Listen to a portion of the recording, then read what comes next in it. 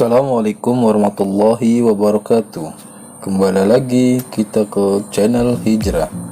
Kali ini kita membahas tentang kisah Sayyidina Ali radhiyallahu anhu ketika melewati sebuah kuburan. Syekh Kumal rahmatullah alaihi bercerita, suatu hari aku berjalan bersama Sayyidina Ali radhiyallahu anhu hingga tiba di sebuah hutan. Lalu Sayyidina Ali radhiyallahu anhu mendekati sebuah kuburan sambil berkata, "Wahai penghuni kubur, wahai penghuni tempat sunyi, wahai yang ditinggal sendirian di tempat yang menakutkan, bagaimanakah kabar dan keadaanmu?" Kemudian Sayyidina Ali radhiyallahu anhu berkata, "Adapun kabar kami di sini, hartamu telah dibagi-bagikan setelah kepergianmu, anak-anakmu telah menjadi yatim, istri-istrimu telah menikah lagi. Inilah berita kami. Ceritakanlah sedikit tentang kalian." Seraya menoleh padaku, ia berkata, "Wahai Kumail, seandainya mereka boleh dan dapat berbicara, mereka akan berkata, sebaik-baik bekal ialah takwa."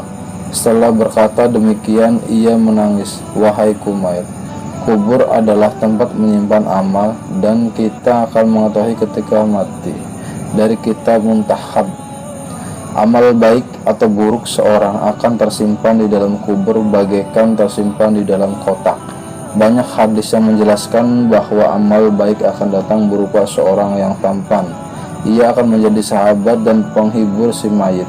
Sebaliknya, amal buruk akan datang berupa suatu yang buruk rupa, busuk, dan hanya akan menambah kesengsaraan mayit."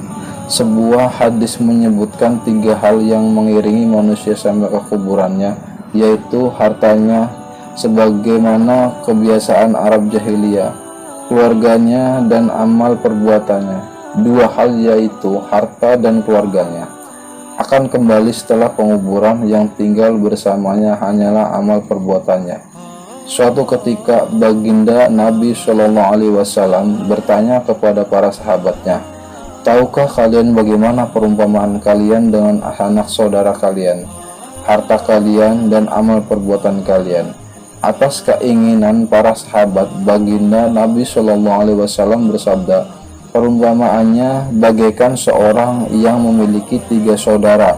Menjelang kematiannya, ia memanggil saudara-saudaranya dan berkata, 'Saudaraku, saudaraku, kalian telah mengetahui bagaimana keadaanku ini. Maka bantuan apakah yang dapat kalian berikan kepadaku saat ini?' Saudaranya yang pertama menjawab, 'Aku akan merawatmu, aku akan mengobatimu, dan aku akan melayani segala keperluanmu. Jika kamu meninggal dunia, aku akan memandikanmu, mengkafanimu, memikulmu, dan menguburkanmu. Lalu aku akan senantiasa mengingat kebaikanmu.'" Baginda Nabi SAW bersabda, "Saudara seperti ini adalah sanak saudara dan keluarga." Kemudian pertanyaan yang sama diajukan kepada saudaranya yang kedua. Lalu ia menjawab, "Aku akan bersamamu selama engkau masih hidup. Jika kamu meninggal dunia, aku akan pergi kepada orang lain." Saudaranya ini adalah hartanya. Kemudian ia memanggil saudaranya yang ketiga dan menanyakan hal yang sama. Saudaranya yang ketiga menjawab, "Meskipun di dalam kubur, aku akan bersamamu. Di tempat yang menakutkan, aku akan menjadi penghibur hatimu. Dan ketika kamu dihisab, aku akan duduk dan memberatkan timbangan amal baikmu." Saudaranya yang ketiga ini adalah amal solehnya.